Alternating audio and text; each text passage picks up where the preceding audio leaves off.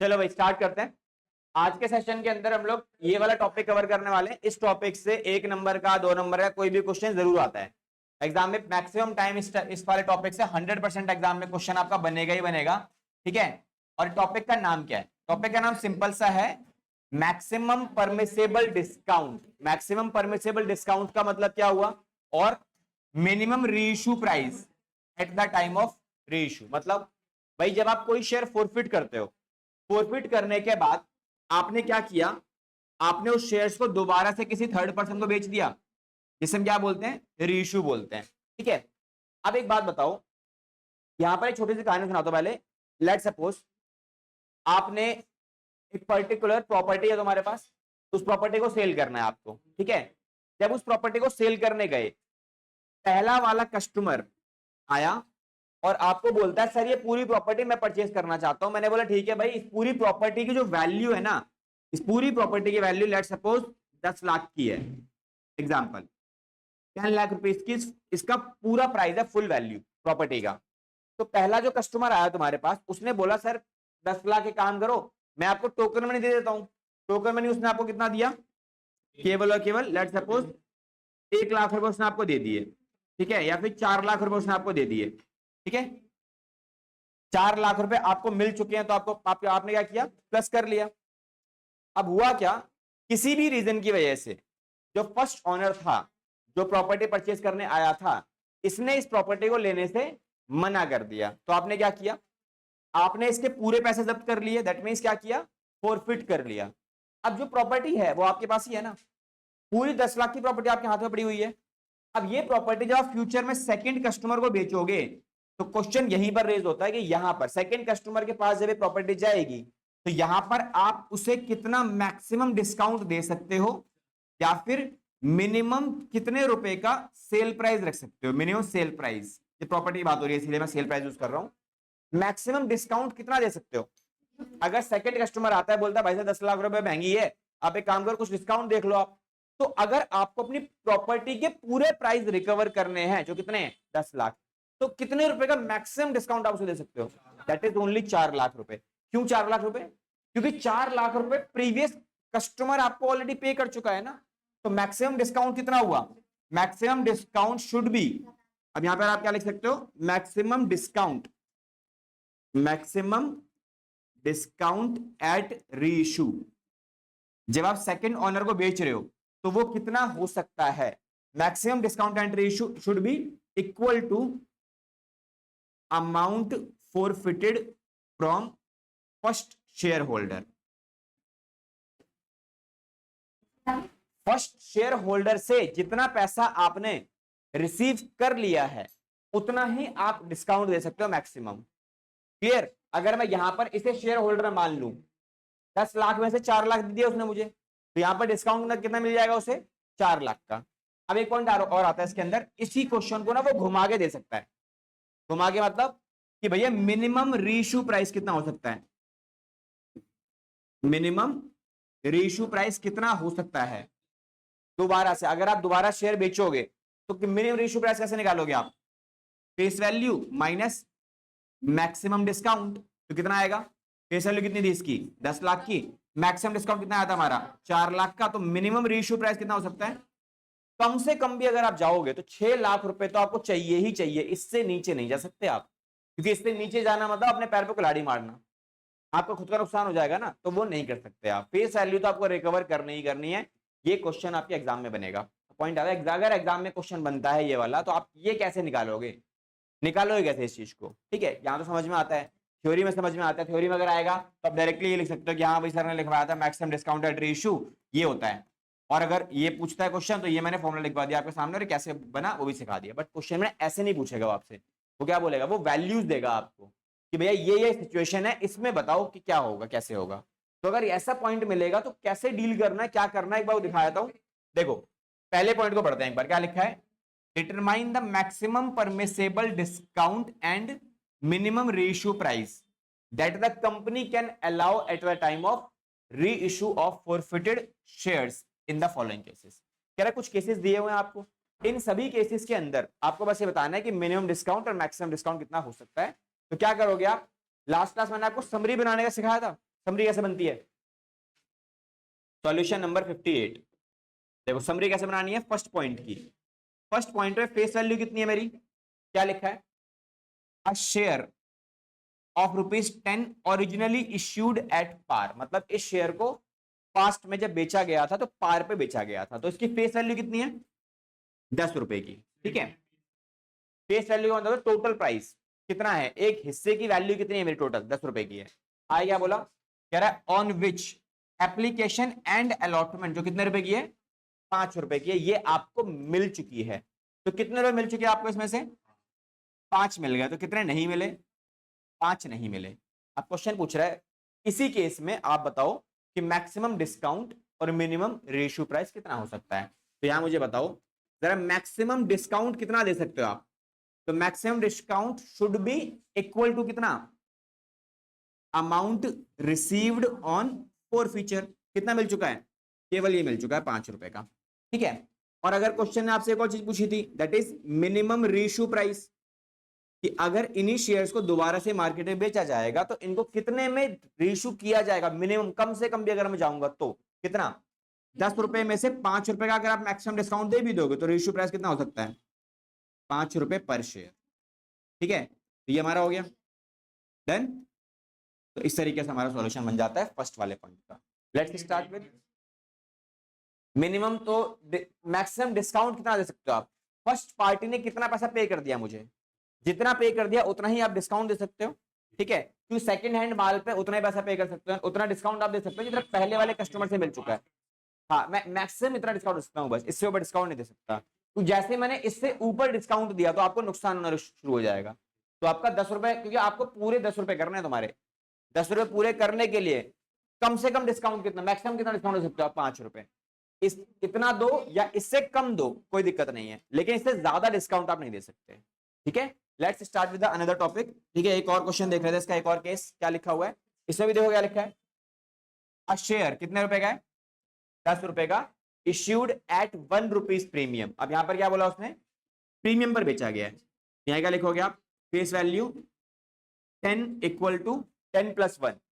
आगे देखो क्या लिखा, on which application and allotment money including premium कितना, 5 रुपए, ये आपको मिल चुका है। ठीक है, तो जितना पैसा मिल गया उसको अलग लिखो, जो नहीं मिला उसको अलग लिखो। अब क्वेश्चन क्या है, 5 रुपए मिले हैं, अच्छा 5 रुपए में प्रीमियम भी इंक्लूड है, तो क्या करोगे आप, 4 + 1, ये आपको मिल गया, तो कितना नहीं मिला होगा, 6 रुपए। ठीक है, नाउ अब यहां पे ना प्रीमियम वाला केस है, तो आप जब भी डिस्काउंट वाली बात कर रहे हो तो डिस्काउंट हमेशा फेस वैल्यू पे चेक किया जाता है। ठीक है, तो इस क्वेश्चन में फेस वैल्यू वाला सेक्शन जो है ना ये वाला है, ये फेस वैल्यू है, ये वाली, ये तो प्रीमियम का पैसा है, इस वाले से मुझे कोई मतलब नहीं है। क्लियर है, मुझे इस वाले से कोई मतलब नहीं है, मुझे केवल फेस वैल्यू से मतलब है। तो यहां पर डिस्काउंट कितना दिया जा सकता है जब इसी को दोबारा बेचा जाएगा, मैक्सिमम डिस्काउंट कितना, 4 रुपए। क्यों, क्योंकि फर्स्ट कस्टमर, फर्स्ट ओनर जो था इस पर्टिकुलर शेयर का, वो मुझे 4 रुपए दे चुका है, तो सेकंड वाले कस्टमर को मैं 4 रुपए का डिस्काउंट तो दे सकता हूं। डिस्काउंट 6 का नहीं, जितना मिल जाएगा उतना ही डिस्काउंट दूंगा। तेरा कोई सामान 10 रुपए का है, तूने बेचा, एक कस्टमर बोलता है भाई 10 रुपए में से मैं तुम्हें 6 रुपए दे चुका हूं, अब वो बाकी देने को तैयार नहीं है, तुमने क्या किया, उसे 4 रुपए जब्त कर लिए। तो सेकंड वाला कस्टमर आया, बोला भाई साहब ये शेयर मेरे को दे दो आप, ये सामान मेरे को दे दो आप, तो आप क्या बोलोगे, भाई कितने का सामान है, तो बोलता सर डिस्काउंट तो दो आपको, क्योंकि पहले वाले कस्टमर से भी तो कुछ कैंसिल किया होगा आपने। तो आप क्या बोलोगे, भाई पूरे पहले कस्टमर ने मुझे 4 रुपए दे दिए थे, मैं तुझे ये जो पर्टिकुलर मेरा शेयर है वो मैक्सिमम टू मैक्सिमम डिस्काउंट अगर दे सकता हूं तो कितना दे सकता हूं, उतना ही जितना पहला कस्टमर दे चुका तुम्हें पैसे, फर्स्ट कस्टमर ने वो 4 रुपए चुका चुका है वो। तो ये डिस्काउंट के तौर पर हम सेकंड कस्टमर को बोल सकते हैं, भाई देख वैसे तो मेरा शेयर 10 रुपए का है, मुझे अपने 10 रुपए से मतलब है बस, तो मैं तेरे को एक काम कर सकता हूं, 10 में से 4 रुपए जो मुझे पुराने वाला कस्टमर दे चुका है वो मैं तेरे को माइनस करवा सकता हूं। ठीक है, तो बाकी जो पैसा बचेगा वो 6 रुपए मुझे चाहिए चाहिए, तो तुमने क्या किया, ये 4 रुपए क्या है, this is a maximum discount. ठीक है, तो मैक्सिमम डिस्काउंट कितना हो सकता है मेरा, 4 रुपए का। अच्छा, मैक्सिमम डिस्काउंट अगर 4 रुपए का है तो रेशियो प्राइस कितना होना चाहिए, 10 रुपए में से अगर 4 रुपए का आपने डिस्काउंट दे दिया तो 6 रुपए का आपका मिनिमम प्राइस बन जाएगा। डन, चलें एक और केस के ऊपर, चलो एक और केस देखो इसी का। नेक्स्ट केस में क्या लिखा है, दोबारा समझ में आते हैं। क्या लिखा है, एक शेयर है, यहां कितने का, ये 10 रुपए का एक शेयर है, originally issued at premium, again face value कितने की है, 10+1। आगे देखो कितना मिल गया कितना नहीं मिला, क्या लिखा है, on which application and allotment money excluding premium, premium को हटाकर कितना मुझे मिल चुका है, 5 रुपए। तो यहां पर अगर देखा जाए 5 रुपए जो मिल गए हैं पूरे 5 आएंगे, तो बाकी जो एरिया बच गया कितना बचा, 5 ही बचा, 5+1, 5+1, तो कितना बचा मेरे पास, 5+1, ये मुझे नहीं मिला। ठीक है, तो यहां पर भी प्रीमियम का कोई काम नहीं है तुम्हारा। अगर प्रीमियम मिल जाए, देखो प्रीमियम का फेस वैल्यू से वैसे भी कोई कनेक्शन नहीं है।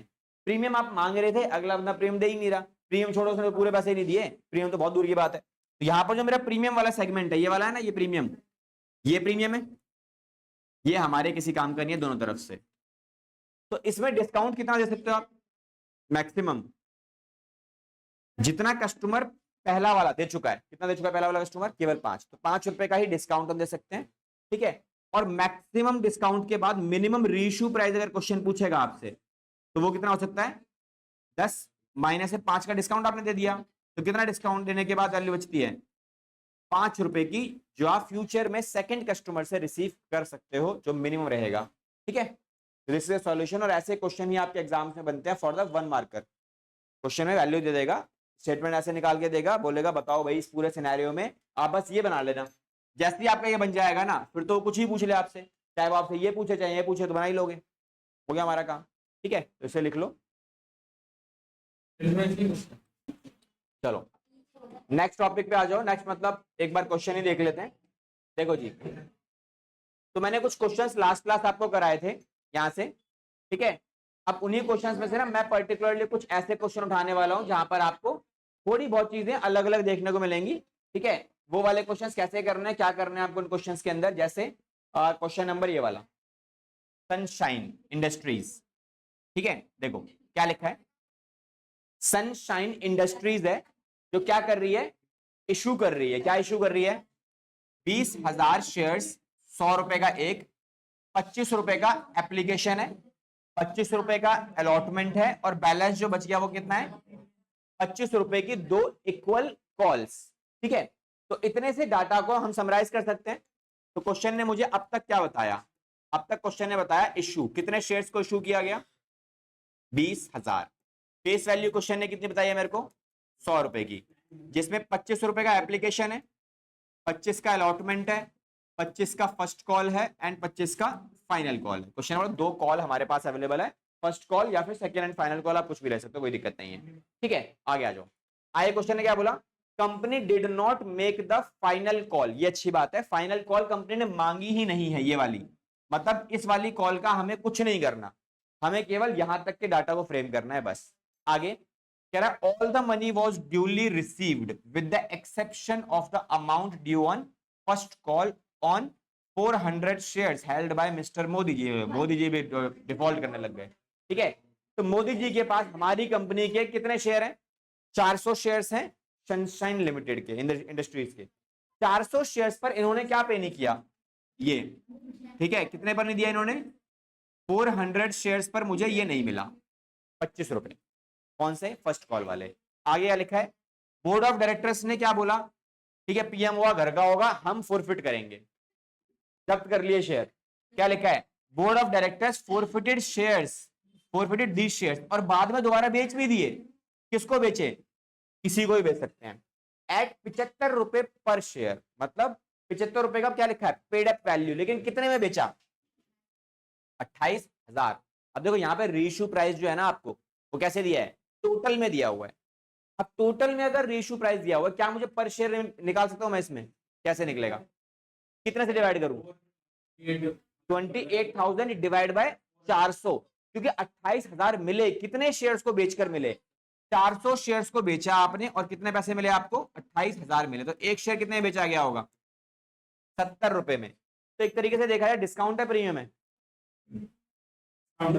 डिस्काउंट है।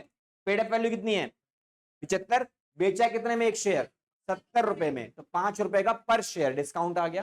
ठीक है, क्वेश्चन ही डिमांड क्या है, तो क्वेश्चन ने आपसे क्या बोला है, जनरल एंट्री करो नॉर्मल और एक अकाउंट बनाओ, ये वाला शेयर कैपिटल अकाउंट। बच्चों को यार ये पता नहीं चाहिए अकाउंट बनाने को मिल गया, तो कोई बड़ी चीज नहीं, बहुत आसान है, बना देते हैं। ठीक है चलो आ जाओ, बैलेंस शीट लास्ट में कराऊंगा जब सारे टॉपिक्स पर सब हो जाएंगे। कोई बात है, टेंशन ना लो, सब समझ में आ जाएगा, कर लेंगे अभी। जर्नल पे आ जाओ। पहला पॉइंट हमारे पास क्या है जनरल का, पहली एंट्री क्या होने वाली है। अब देखो एक और चीज है, को क्या क्वेश्चन के अंदर मेरे को क्वेश्चन ने क्या बोला, एंट्रीज करो अबव ट्रांजैक्शंस की। क्या मुझे यहाँ फोरफीचर की एंट्री करनी है, रेशू की करनी है, कैपिटल रिजर्व करना है। देखो क्वेश्चन में फोरफीचर भी है, रेशू भी है, कैपिटल रिजर्व भी है, लेकिन उससे पहले का डाटा भी मुझे गिवन है कि कंपनी ने टोटल कितने इशू किए हैं, 20,000 शेयर्स बेचे हैं। दैट मींस मुझे स्टार्टिंग वाली एंट्रीज भी करनी पड़ेगी। इट इज नॉट नेसेसरी कि क्वेश्चन आपसे केवल वही एंट्री कराएगा फोरफीचर, रेशो, कैपिटल रिजर्व की। हो सकता है वो पहले वाली एंट्री भी करा दे, या अगर क्वेश्चन है मुझे मान लो ये डाटा गिवन ना होता, ये वाला कि कितने शेयर्स को बेचा गया, तो मैं डायरेक्टली फोरफीचर एंट्री करता, बिकॉज मेरे को पता ही नहीं कितने बेचे गए हैं। मुझे बस केवल ये पता है कि भाई एक पर्टिकुलर पर्सन ने क्या किया, डिफॉल्ट किया, मुझे उसके शेयर जब्त करने, रेशू करना है, कैपिटल निकालना है बस। बट अभी क्या है, मुझे स्टार्टिंग से सारी एंट्रीज करनी पड़ेंगी। स्टार्टिंग से मतलब स्टार्टिंग वाली कौन कौन सी एंट्रीज हैं, बैंक अकाउंट डेबिट, जिसको स्टार्टिंग में थोड़ा क्लास मिस वगैरह की थी, उसकी थोड़ी बहुत यहाँ पे हेल्प हो जाएगी। थोड़ा सा लगेगा कि अब स्टार्टिंग वाली एंट्रीज भी कवर हो रही है इसके अंदर, क्वेश्चन के अंदर आपकी। तो देखो क्या लिखा है, पहली एंट्री क्या होगी, bank account debit to share application, कितना पैसा मिलेगा हमें। पहला एंट्री में कितना पैसा मिलता है, कितने शेयर बेचे हमने, 20,000 शेयर बेचे, कितने रुपए की एप्लीकेशन है, 25 रुपए की एप्लीकेशन, कितना मिलेगा, 5 लाख। तो 5 लाख हमें मिल गए, 20,000 शेयर्स पे 25 रुपए हमें मिल गए। चलो सेकेंड एंट्री में आप क्या करते हो, जितना पैसा हमें मिला हमें क्या करना है, उन सभी को शेयर होल्डर्स की कैटेगरी में डालना है। तो कैसे डालोगे आप उन्हें, इनका सारा पैसा शेयर कैपिटल में डाल के, तो यहां क्या लिखेंगे आप, share application account debit to share capital. ठीक है, कितनी वैल्यू आएगी, फुल वैल्यू 5 लाख। चलो भाई, अब सेकेंड एंट्री के बाद थर्ड एंट्री किसकी होती है, अलॉटमेंट वाली। अलॉटमेंट की एंट्री क्या बनती है, पहले पैसा मांगा जाएगा, मांगने के बाद मिलेगा। तो जब आप मांगोगे तो मांगने की एंट्री क्या होती है, share allotment account debit to share capital. कितना अमाउंट आएगा, सेम वही 5 lakh, because number of shares same है, वैल्यू सेम है सारी की सारी, इसीलिए वैल्यू सेम आ रही है सब में। ठीक है, बाई चांस सेम आ रही है, हमेशा सेम है, जरूरी नहीं है। नेक्स्ट एंट्री क्या होगी तुम्हारी, bank account debit to share allotment. देखो अलॉटमेंट तक कोई डिफॉल्ट नहीं है मेरा, तो सेम वैल्यू जाएंगी। अच्छा, अब जैसे फर्स्ट कॉल की बारी आएगी, तो फर्स्ट कॉल पे हमें ध्यान रखना है कि भाई 400 शेयर्स का पैसा मुझे 25 रुपए नहीं मिलेगा। कब, फर्स्ट कॉल पे। तो मांगते टाइम तो पूरा मांगा जाएगा ना, जब पैसा लेने की बारी आएगी तब आपको उसका ध्यान रखना है बस। तो क्या एंट्री बनेगी तुम्हारे पास, share first call account debit to share capital. ना वैल्यू कितनी आएगी, सेम 5 लाख। नेक्स्ट क्या है, बैंक अकाउंट डेबिट आएगा entry, bank account debit to share first call. अच्छा अमाउंट अब यहां पे जब आप डालोगे ना, अच्छा एक काम करो, इसमें ना आप कॉल्स इन एरियर यूज कर लो, बताया था ना कॉल्स इन एरियर यूज कर सकते हैं, नहीं भी कर सकते, ना करोगे तो भी चलेगा। बस अगर करोगे तो क्या इंपैक्ट आएगा, ना करोगे तो क्या इंपैक्ट आएगा, वो भी सिखाया था। देखो अगर आपने एंट्री में कॉल्स इन एरियर का इस्तेमाल किया तो आपको कॉल्स इन एरियर को कैंसिल भी करना पड़ेगा। कैंसिल कैसे करोगे, जब आप फोर फीचर करोगे तब कैंसिल कर देंगे हम लोग। ठीक है, कैंसिल कैसे करते हैं, क्रेडिट करके किया था ना। लेकिन अगर आपने यहाँ पे कॉल्स इन एरियर इस्तेमाल नहीं किया तो आप वहां पे भी इस्तेमाल नहीं कर सकते फिर, क्योंकि जो चीज है ही नहीं आपके पास उसे कैंसिल कैसे कर सकते हो आप। कैंसिल करने के लिए चीज का होना जरूरी है।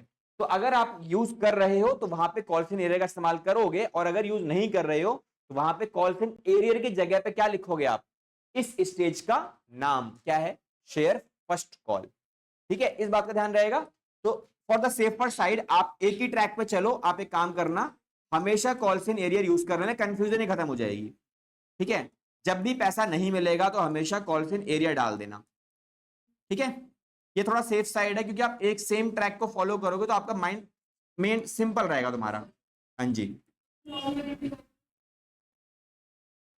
हाँ नहीं, नॉर्मल एंट्रीज कर रहे हो बिना फोर फीचर वाले, तो आप चाहो तो कॉल सिनेरियो डालो, चाहो तो कॉल सिनेरियो मत डालो, अगर क्वेश्चन ने मेंशन नहीं किया है तो। हाँ डाल, गलत नहीं होगा आपका। ठीक है, गलत कुछ भी नहीं है, लेकिन क्वेश्चन ने अगर स्पेसिफिकली बोल दिया कि pass the necessary journal entries by opening calls in arrear और कॉल्स इन एडवांस अकाउंट, तब करना पड़ेगा। हाँ जी, कॉल्स इन एरियर, कितना पैसा मुझे नहीं मिला, वैल्यू कैसे आई, कितने नहीं मिले आपको, 400 शेयर्स पर कितने नहीं मिले, 25 नहीं मिले, तो कितना अमाउंट नहीं मिला, 10,000 नहीं मिला, तो कितना मिल गया होगा, 5 में से 10 नहीं मिला, 4 मिल गया होगा आपको, क्या हमारा काम।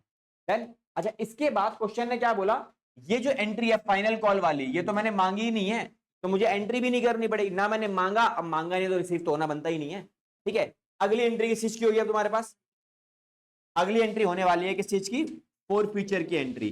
तो फोर फीचर के लिए हम क्या एंट्री लिखते हैं, share capital account debit and then to share forfeiture, और देखो नीचे क्या लिखेंगे जरा आप, कॉल्स इन एरियर, और कॉल्स इन एरियर में कितना, जितना यहां पे खुला हुआ है सारा कैंसिल करना पड़ेगा, सारा कैंसिल में डाल दो, कितना अमाउंट है 10,000।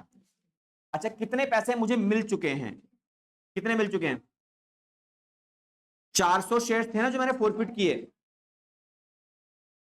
एक बात बताओ, पहली एंट्री में कितनी वैल्यू आती है, शेयर कैपिटल में क्या आता है, इसका क्वेश्चन भी एमसीक्यू में आता है, पक्का मिलता है आपको मैक्सिमम टाइम। क्वेश्चन बोलेगा, एक स्टेटमेंट दे देगा और आपसे सिंपल पूछेगा कि what is the amount debited in a share capital account, बिना एंट्री करे बिना कुछ बनाए आपको वो वैल्यू निकालनी पड़ती है। कॉल्ड अप, कॉल्ड अप का मतलब कितना मांगा गया है, 100 में से केवल 75 ही मांगा गया है, 25 तो मैंने मांगे ही नहीं है, यहाँ कितनी वैल्यू आने वाली है, केवल 75। अब 75 में से कितना मिल गया आपको, 50 रुपए, बस 50 मिले ना केवल, क्योंकि देखो आपके देखा जाए ये बंदे ने पे कर दिया, ये भी पे कर दिया, ये पे नहीं किया, बस तो कितना मिल चुका है आपको, केवल ये वाला अमाउंट, ये मिल गया मुझे। तो जो मुझे मिल जाएगा वो हम यहाँ रिकॉर्ड कर देंगे कहां पर, शेयर फोर फीचर में, कितना आएगा 50। तो ये वैल्यू कितनी आती है 20,000, तो ये कितना आ जाएगा टोटल 30,000। देखो हर बार, देखो मैथमेटिक्स ना बड़ा सिंपल चीज है आपका अकाउंट्स के अंदर, आपको हर बार, अब ये लगता है ये इतना मल्टीप्लाई करना थोड़ा मुश्किल है, मत करो मल्टीप्लाई, इन दोनों को सॉल्व कर लो, टोटल करो, लिख दो, सेम ही तो आएगा। ठीक है, नेक्स्ट अगली एंट्री क्या होगी मेरी, अगली एंट्री किसकी है, रीइश्यू एंट्री। रीइश्यू एंट्री के लिए आपको केस बताया था कौन सा वाला, डिस्काउंट वाला केस है, तो क्या एंट्री बनेगी, बैंक अकाउंट डेबिट, एक लाइन छोड़ो और नीचे क्या लिखेंगे, शेयर कैपिटल, और जो डिस्काउंट है वो कहां जाएगा, डिस्काउंट जाएगा शेयर फोर फीचर के अंदर। अच्छा, कितने शेयर्स को बेचा गया है, जितने थे सारे बेच दिए, कितने में बेचे गए, 400 के 400 शेयर्स 70 में बेच दिए गए, 5 रुपए का डिस्काउंट मिला पर शेयर पे। ठीक है, एक शेयर की पेड अप वैल्यू क्वेश्चन ने पहले से दे रखी थी 75 की, तो टोटल अमाउंट 30,000, 2,000 और ये 28,000 रुपए। डन। अच्छा देखो, अगर फोर फीचर हुआ है, रीइश्यू भी हुआ है, तो कैपिटल तो आना बनता है, वो तो आएगा ही आएगा। ठीक है, क्या लिखेंगे इधर entry, share forfeiture account debit to capital reserve, value कैसे आएगी, कितना फायदा हुआ इन शेयर्स को फोरफिट करके, 6 नंबर का 20,000 का, कितने शेयर्स पर हुआ 400, कितने बेच दिए पूरे 400, कितने का डिस्काउंट दिया रेशियो करते टाइम, टोटल 2,000 का। तो फाइनल आंसर ये डिस्काउंट है ना, ये कितना आएगा आंसर, ये आपका मेन आंसर हो गया। ठीक है, तो दीज आर दी एंट्रीज जो आपको इस क्वेश्चन में टोटल फ्रेम करनी है। ठीक है, और अगर ये क्वेश्चन आपको देख के डर लग रहा है तो डरना बनता भी है, बिकॉज एग्जाम वाले क्वेश्चन जो आएंगे वो इससे भी हैवी आएंगे। ठीक है जी, तो आप वार्निंग कह सकते हो या फिर थोड़ा सा अलर्ट हो जाओ, थोड़ा सा चैप्टर इजी नहीं है। ठीक है, आपको फोकस बना के रखना पड़ेगा, अदरवाइज ये लगा लो ये पूरा चैप्टर जो है 24 नंबर का है। ठीक है, पूरा चैप्टर, अच्छा पूरी बुक जो है 24 नंबर की है, पूरी बुक में 16 नंबर का अकेला चैप्टर है ये। ठीक है, अराउंड 14 से 16 मार्क्स का चैप्टर निकलता है ये वाला। और अगर ये क्वेश्चंस में दिक्कत आ रही है वो इसीलिए आ रही है बिकॉज आप क्लास के अंदर फोकस नहीं हो, और अगर ये टॉपिक निकलेगा तो पूरे 16 में से कम बता रहा हूं 10 से 12 नंबर निकल जाएंगे पूरे के पूरे। 10, एक आपको लग रहा है 6 नंबर का क्वेश्चन, 6 नंबर क्वेश्चन गलत होगा, 6 नंबर गलत नहीं होगा, कम से कम 10 से 12 नंबर का क्वेश्चन ऐसा होगा जो आप नहीं कर पाओगे 16 में से। ठीक है, तो 16 नंबर का चैप्टर है अकेला ये वाला, बाकी इसका अगला चैप्टर जो है ना वो इसी चैप्टर से लिंक्ड है। इश्यू ऑफ डिबेंचर भी ऐसा ही है वो भी, ठीक है। इनिशियली उस चैप्टर के अंदर अराउंड, जहां तक मुझे याद है यार, पिछले सेशन के अंदर 50 के आसपास क्वेश्चन है। 50 के आसपास क्वेश्चन में से स्टार्टिंग के 30 क्वेश्चन, 32 क्वेश्चन पहली क्लास में खत्म हो जाते हैं। क्यों? क्योंकि वो सेम चीज यहां पे आपने पढ़ रखी है ऑलरेडी। पता है क्या चेंज है आपका? पहली एंट्री में यहां से लेके यहां तक ये वाला एरिया सब कुछ सेम है, वहां पे फोरफीचर नहीं मिलता। शेयर कैपिटल की जगह डिबेंचर आ जाता है बस। शेयर एप्लीकेशन की जगह डिबेंचर एप्लीकेशन आ जाएगा, बस यही डिफरेंस है और कोई डिफरेंस नहीं है। तो इफ यू आर थिंकिंग कि आप अपना यहां पे लॉस करोगे, केवल ये चैप्टर मिस होगा, नहीं, अगला भी मिस हो जाएगा। ठीक है, तो थोड़ा बहुत अलर्ट मोड स्टार्ट कर लो, ठीक है, तब जाके चैप्टर निकलेगा आपका। अदरवाइज ये पूरे के पूरे बुक के क्वेश्चन पेपर निकल जाएंगे सारे के सारे। इस क्वेश्चन के अंदर एक छोटी सी डिमांड और थी, क्या बोला? शेयर कैपिटल अकाउंट भी बना के दिखाओ। ठीक है, और तुम पांचों दोबारा आवाज आई, भाग क्लास से बाहर कर दो बिल्कुल ही। ठीक है, शेयर कैपिटल अकाउंट की डिमांड और पूछी गई है एक। ठीक है, कैसे बनाओगे शेयर कैपिटल अकाउंट? बिल्कुल पूछता है एग्जाम में, शेयर कैपिटल अकाउंट दोबारा पूछेगा एग्जाम में अगर आया तो आपको कैसे बनाना है। स्टार्टिंग में 11th क्लास के अंदर आपको एक टॉपिक करवाया था मैंने, दैट इज लेजर पोस्टिंग, है ना। तो वो लेजर पोस्टिंग ही आपको थोड़ा बहुत सपोर्ट करेगा इस टॉपिक के अंदर। तो लेजर पोस्टिंग कैसे करनी है आपको? शेयर कैपिटल अकाउंट सिंपल सा पूछेगा वो आपको। तो क्या करोगे लेजर पोस्टिंग में? पहली एंट्री जहां जहां शेयर कैपिटल रिकॉर्डेड है सब उठा लो। पहली एंट्री में शेयर कैपिटल है? नहीं है। दूसरी कैपिटल में है, ये रहा शेयर कैपिटल, किस तरफ है? क्रेडिट साइड पे है। कितने रुपए का है? 5 लाख का है। तो शेयर कैपिटल के क्रेडिट साइड में चिपका दो कितने रुपए? 5 लाख रुपए। किस नाम से लिखोगे इधर आप इसे? By share application. ठीक है, अच्छा ये पॉइंट हो गया। अगला, यहां पे शेयर कैपिटल है, यस यहां भी है, यहां पर भी क्रेडिट साइड पे है, कितने का? 5 लाख रुपए का। किस नाम से आएगा ये आएगा शेयर अलॉटमेंट के नाम से, ये भी डाल देते हैं। अगला शेयर कैपिटल कहां है? यहाँ पे शेयर कैपिटल नहीं है, ये हो चुका है।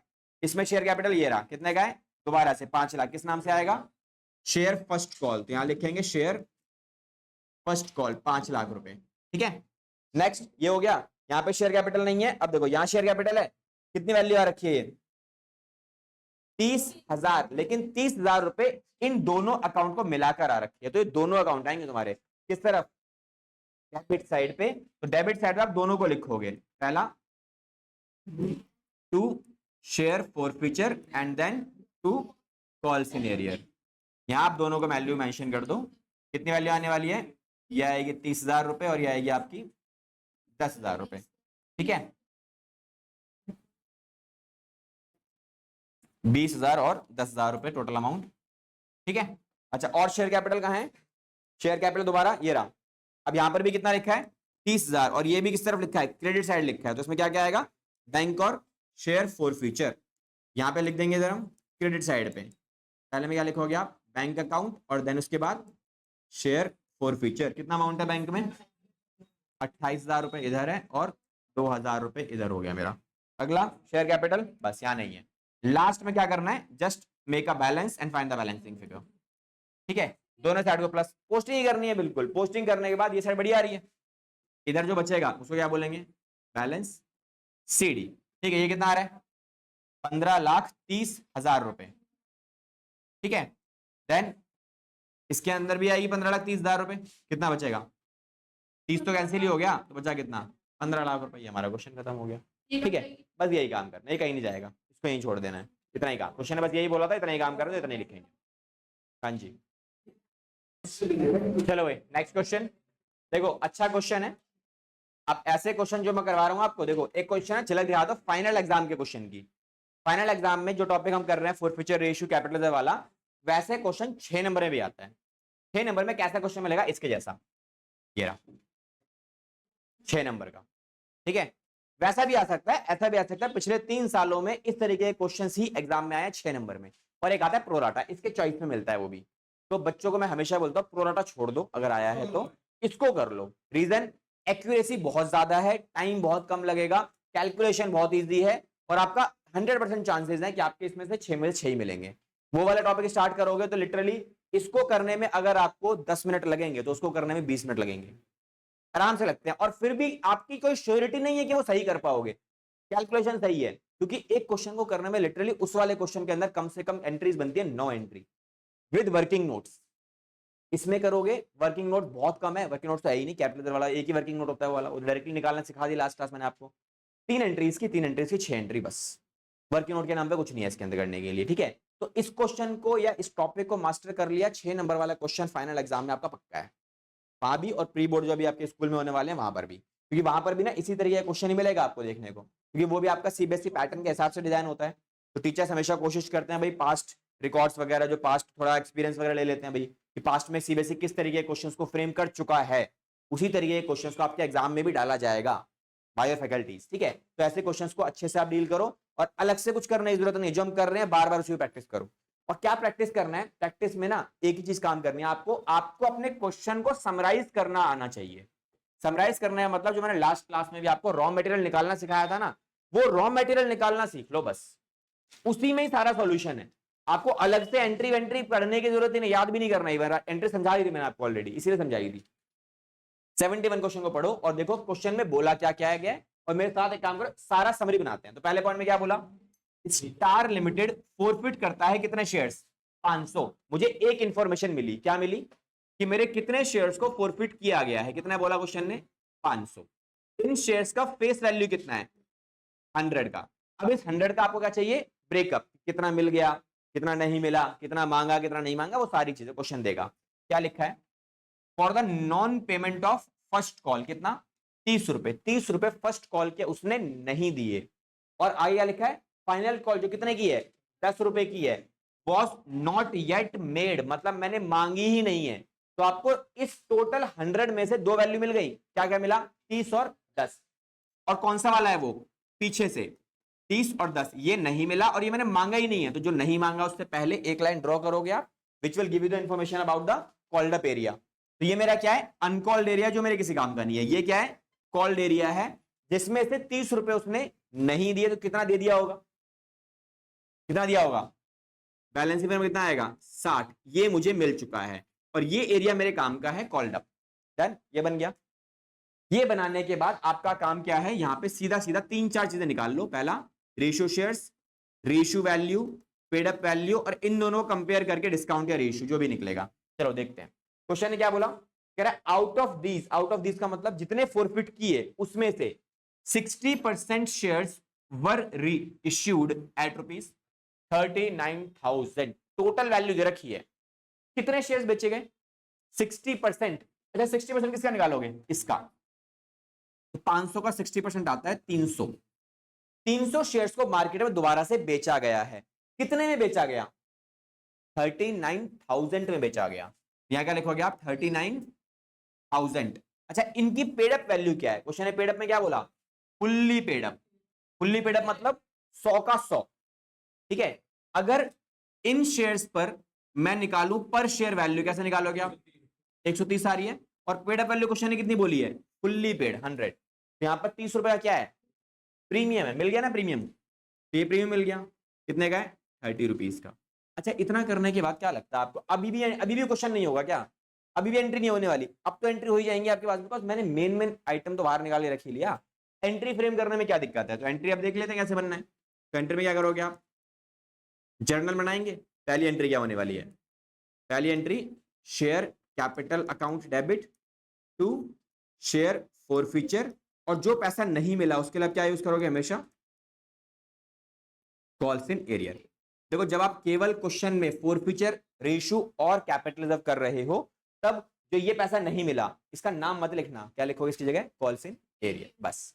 अब इसे वैल्यूज कैसे डालनी है, कितने शेयर बेचे, कितने शेयर फॉरफिट किए गए थे, 500। तो सब में कितने लिखोगे, 500। सब में की वैल्यूज कितनी आएंगी, शेयर कैपिटल में कितना आता है, कॉल्ड अप, इस लाइन से पहले का सारा वैल्यू कितना है, ये 90। जो मैंने मांगा, मांगने का मतलब क्या, जो मैंने मांगा, मिला नहीं मिला उसका मतलब नहीं है, मांगा 60 मांगे मिल गए, 30 मांगे बट मिले नहीं, मांगे तो है लेकिन टोटल मांगा कितना है, 90 मांगा है मैंने। अब कितना पैसा मिल गया, जो मिल गया वो फायदा है, वो इसमें आएगा, कितना मिल गया, 60। जो नहीं मिला कॉल्स इन एरियर वो कितना है, 30। सबको उठाओ मल्टीप्लाई करो, वैल्यू फ्रेम कर दो, 45,000 रुपए ये हो गया, 30,000 रुपए ये हो गया, और 15,000 रुपए ये हो गया। एंट्रीज अपने आप मैच होती जाएंगी आपकी, डन। अच्छा अब आ जाओ रेशियो एंट्री पे। तो रेशियो एंट्री में क्वेश्चन ने क्या बोला मेरे को, second entry, bank account debit and there is a premium, so we will leave a one line share capital, done. और प्रीमियम कहां जाएगा, ऑन द क्रेडिट साइड। तो क्रेडिट साइड मतलब एक लाइन का जो गैप दिया है वो यहीं लिख लो आप, कितना आएगा सिक्योरिटी प्रीमियम। अब इन्हें वैल्यू डालो। वैल्यूज कैसे फ्रेम करनी है, देखो पहली एंट्री को फ्रेम करने के लिए ये इंफॉर्मेशन है, ये जो एरिया नहीं ये वाला एरिया, ये काम आएगा आपका फर्स्ट एंट्री डालने के लिए, मतलब फोरफीचर एंट्री। और ये जो एरिया इस तरफ वाला एरिया, ये किसमें काम आएगा आपका, फॉर द रीइश्यू एंट्री। जब आप रीइश्यू की एंट्री करोगे ना तो ये एरिया काम आएगा आपका। तो कितने शेयर बेचे गए दोबारा, केवल 300। तो पहला काम क्या है, सब में लिख दो 300 300 300 300, ठीक है जी, ये लो जी। अब बैंक में कितना अमाउंट आता है, कितने में बेचा गया एक शेयर, 130 में। ये कहां से मिला, ये रहा रीइश्यू वैल्यू कितने की है 130, ठीक है। प्रीमियम कितने का है 30 का। एक शेयर की फेस वैल्यू कितनी थी, फुल्ली पेड 100, सारी वैल्यूज मल्टीप्लाई करो बाहर लिख दो, 39,000 9,000 और ये 30,000 रुपए। डन। चलो अब आ जाओ लास्ट एंट्री के ऊपर, और लास्ट एंट्री में केवल और केवल हमेशा सेम रहेगी entry, that is share forfeiture account debit to capital reserve. अब ये वैल्यू कैसे निकालोगे आप, कितने का फायदा हुआ था इन शेयर्स को बेचकर, जब आपने फॉरफिट किया था कितना फायदा हुआ था 30,000 का। कितने शेयर्स पे हुआ था ये, कितने शेयर्स बेच दिए दोबारा 300। कितने का डिस्काउंट दिया इशू करते टाइम, दिया ही नहीं, 0, ठीक है। तो फाइनली वैल्यू कितनी आती है, ये पूरा कटा है कितने से 60, मल्टीप्लाई कर दो कितनी वैल्यू आ रही है 18,000, मेन आंसर। 3 नंबर के लिए इतना काम करना है। अगर सेम एक और केस मिल जाए आपको इसी के जैसा तो 6 नंबर बन जाएंगे पूरे पूरे। और इसको करने में कितना टाइम लगेगा, थोड़ी सी प्रैक्टिस, तो करने में लिटरली आपको ज्यादा से ज्यादा 10 मिनट, 10 मिनट भी ज्यादा बता रहा हूँ यार। अगर सही से आपने प्रैक्टिस कर लिया तो ये क्वेश्चन में टाइम ही कितना लगने वाला है, ज्यादा से ज्यादा 5 मिनट मैक्सिमम लगेंगे आपको, ठीक है। 5 भी ज्यादा ही है, आप करने बैठोगे ना 3-4 मिनट में आप निपटा लोगे, प्रैक्टिस अच्छी है तो, ठीक है। हो गया, ये लिख लो। फिर एक और केस करते हैं।